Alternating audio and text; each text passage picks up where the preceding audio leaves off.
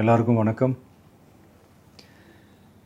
இந்திய அரசியல் சாசனம் நம்ம தமிழ்நாட்டில் இருக்கிற எல்லாருக்குமே கொடுத்துருக்கிற உரிமையில் ரொம்ப ரொம்ப முக்கியமானது ஓட்டிங் ரைட், வாக்குரிமை.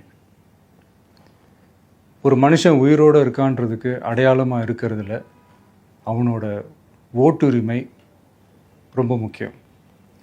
அதனால தான் voting is not only our right but also our life. ஒரு முக்கியமான விஷயத்தை பற்றி இப்போ நான் உங்ககிட்ட ஷேர் பண்ண போகிறேன். இது நான் ஃபஸ்ட்டு கேள்விப்பட்ட உடனே எனக்கே ரொம்ப ஷாக்கிங்காக தான் இருந்தது.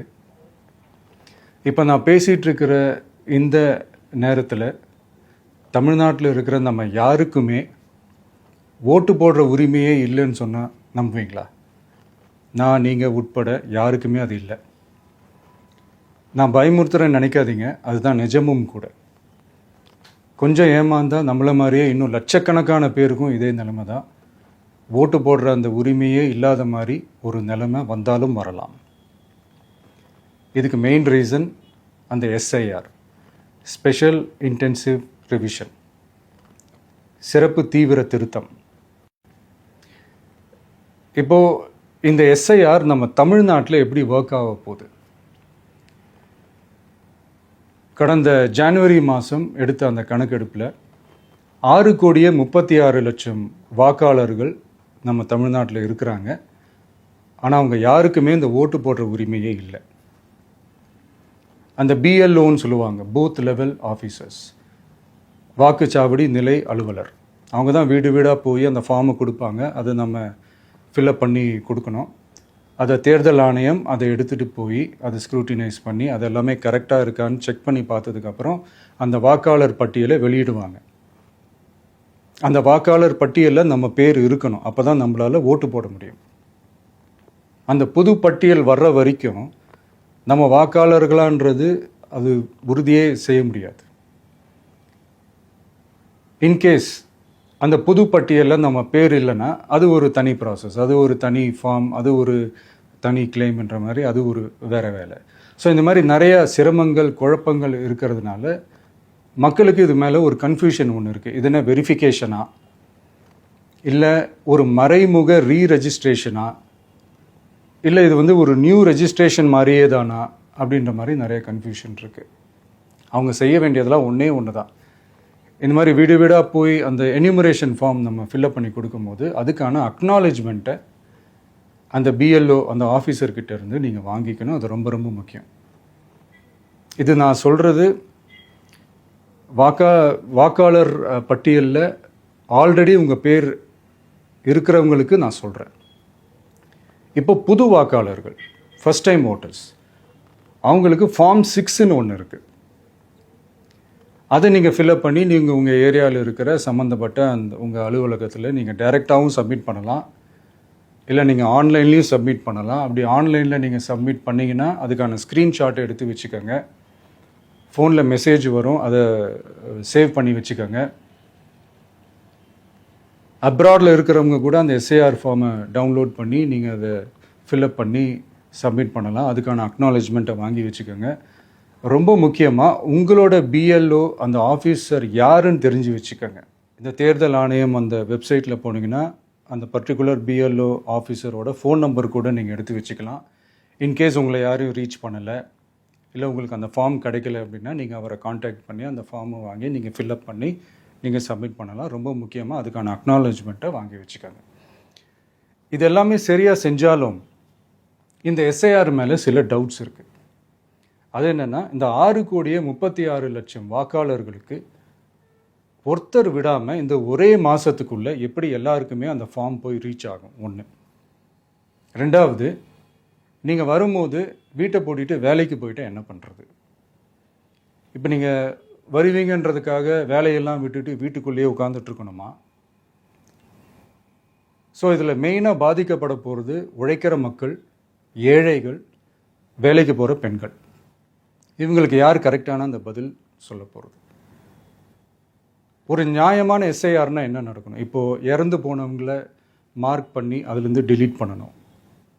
இப்போ போலி வாக்காளர்கள் இருந்தாங்கன்னா அவங்கள மார்க் பண்ணி டிலீட் பண்ணணும். இப்போ ஆல்ரெடி ஓட்டு இருக்கிறவங்களுக்கு எதுக்கு இந்த ரெஜிஸ்ட்ரேஷன் என்ற பேரில் இவ்வளவு குழப்பங்கள் அப்படின்றது தான் எங்கள் கேள்வி. இப்போ புதுசாக வர வாக்காளர்களையோ இல்லை ஓட்டு இல்லாதவங்களையோ சேர்த்தா பத்தாதா? இப்போ ரீசெண்டாக நடந்த இப்போ எலெக்ஷன் 2021, 24 எப்படி எல்லாருமே ஓட்டு போட்டோம்? அதில் ஓட்டு போட்டவங்க கூட இப்போ புதுசாக ரெஜிஸ்டர் பண்ணணும்னா அது ஏன் அந்த கன்ஃபியூஷன் அப்படின்றத நாங்கள் கேட்குறோம். அதனால தான் நாங்கள் எஸ்ஐஆரை எதிர்க்கிறோம். இப்போ புதுசாக சில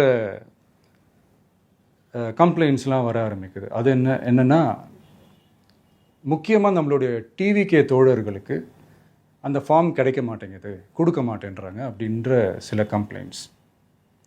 இது யார் பண்ணுறாங்க அப்படின்றது நான் தான் சொல்லி தெரிய வேணும்னு ஒன்றும் அவசியம் இல்லை உங்களுக்கு. இப்போ இருக்கிற ஆட்சியாளர்கள் அவங்களுக்கு கைப்பாவையாக இருக்கக்கூடிய சில பேர் வந்து இதை செய்ய ஸ்டார்ட் பண்ணியிருக்கிறாங்க. அதனால் மைடியர் வர்ச்சுவல் வாரியர்ஸ், இதை வந்து சாதாரணமாக எடுத்துக்காதீங்க. இது எல்லாருக்குமே அந்த ஃபார்ம் போய் ரீச் ஆகணும். இதில் ரொம்ப உறுதியாக இருங்க. அதையும் மீறி உங்களுக்கு அந்த ஃபார்ம் கிடைக்கலன்னா இருக்கவே இருக்கும் ஆன்லைன். தேர்தல் ஆணையம் அந்த வெப்சைட்டில் போய் அந்த ஃபார்மை டவுன்லோட் பண்ணி நீங்கள் ஃபில்அப் பண்ணி சப்மிட் பண்ணலாம். உங்கள் வீட்டில் இருக்கிறவங்களுக்கு நீங்கள் செஞ்சு கொடுங்க, பக்கத்து வீட்டில் இருக்கிறவங்களுக்கு செஞ்சு கொடுங்க, தெரிஞ்சவங்களுக்கு, தெரியாதவங்களுக்கு, பழகினவங்களுக்கு, பழகாதவங்களுக்கு எல்லாருக்குமே நீங்கள் தயவு செஞ்சு கொடுங்க. அண்ட் ரொம்ப முக்கியமாக நம்ம ஜென்சி கிட்ஸ், நம்ம ஃபஸ்ட் டைம் ஓட்டர்ஸ், நம்ம புது வாக்காளர்கள், நம்ம நண்பா நண்பிகள், அவங்க ரொம்ப கேர்ஃபுல்லாக இருக்கணும். நான் ஆல்ரெடி சொன்ன மாதிரி உங்களுக்கான ஃபார்ம், அந்த ஃபார்ம் நம்பர் 6, அதை கரெக்டான டீட்டெயில்ஸோட கரெக்டான உங்கள் டாக்குமெண்ட்ஸை வச்சு அதை சப்மிட் பண்ணுங்கள். ஏன்னா வரப்போகிற தேர்தலில் நீங்கள் தான், அந்த ஜென்சி வாக்காளர்கள் தான் மிக முக்கியமான ஒரு ஃபோர்ஸ் அப்படின்றது எல்லாருக்குமே தெரிஞ்ச ஒரு விஷயம். அதனால் உங்களை டிஸ்டர்ப் பண்ணுறதுக்கு, உங்கள் பேரை அதில் இன்க்ளூட் பண்ணாமல் செய்கிறதுக்கு என்னென்ன வேலைகள் செய்யணுமோ, என்னென்ன தில்லுமுள்ளு வேலைகள் செய்யணுமோ எல்லாமே அவங்க செய்வாங்க. இது நமக்கு எல்லா திசையிலையும் எல்லா பிரச்சனைகள் கொடுத்துட்டு தானே இருக்கிறாங்க. அது டிஃபால்ட்டாக நடந்துட்டு தான் இருக்கும், அது ஒன்றும் பண்ண முடியாது. ஸோ அந்த மாதிரி ஓட்டு போடுற விஷயத்துலேயும் அவங்க என்ன உத்தரமராக மாறவா போகிறாங்க? இப்போ நான் சில மீட்டிங்ஸ்லலாம் ரிப்பீட்டடாக ஒரு விஷயம் நான் சொல்கிறேன்ல, 2 பேருக்கு நடுவில் தான் போட்டி அப்படின்ட்டு. அது மேடைக்கு மேடை அவங்க அதை ப்ரூவ் பண்ணிகிட்டு இருக்கிறாங்க. அதனால் தோழர்களே, வரப்போகிற தேர்தலில் நம்ம யாருன்னு காட்டணும், நம்ம பலம் என்னன்னு காட்டணும். அதுக்காக அந்த பலமான, அந்த பவர்ஃபுல்லான ஆயுதத்தை நம்ம கையில் எடுக்கணும். அந்த ஆயுதம் வேறு எதுவுமே இல்லை, ஓட்டு, வாக்கு, ஜனநாயகம். அது இருந்தால் தான் நம்ம அந்த வெற்றியை நோக்கியே நம்மளால் பயணிக்க முடியும். தமிழ்நாடே அந்த வாக்குச்சாவடி முன்னாடி திரண்டு நிற்கணும். அதை பார்த்துட்டு தமிழ்நாடே தமிழக வெற்றி கழகமா இல்லை தமிழக வெற்றி கழகம் தான் தமிழ்நாடா அப்படின்ற மாதிரி இருக்கணும். வீடுன்னு ஒன்று இருந்தால் தான் ஓடு மாற்ற முடியும்னு அறிஞர் அண்ணா அவர்கள் சொல்லியிருக்கிறாங்க. அந்த மாதிரி ஓட்டுன்னு ஒன்று இருந்தால் தான் இந்த நாட்டையே காப்பாற்ற முடியும்.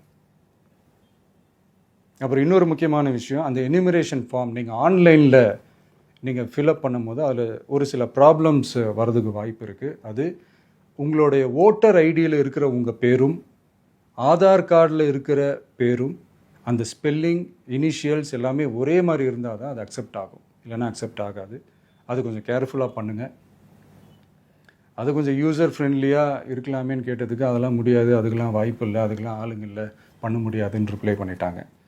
ஸோ அதனால் மைடியர் டிவிகே தோழர்களே, மைடியர் ஜென்சி படை பலமே, உஷாராக இருங்க, கான்ஃபிடெண்ட்டாக இருங்க, நல்லதே நடக்கும், வெற்றி நிச்சயம். மீண்டும் சந்திக்கும் வரை நன்றி, வணக்கம்.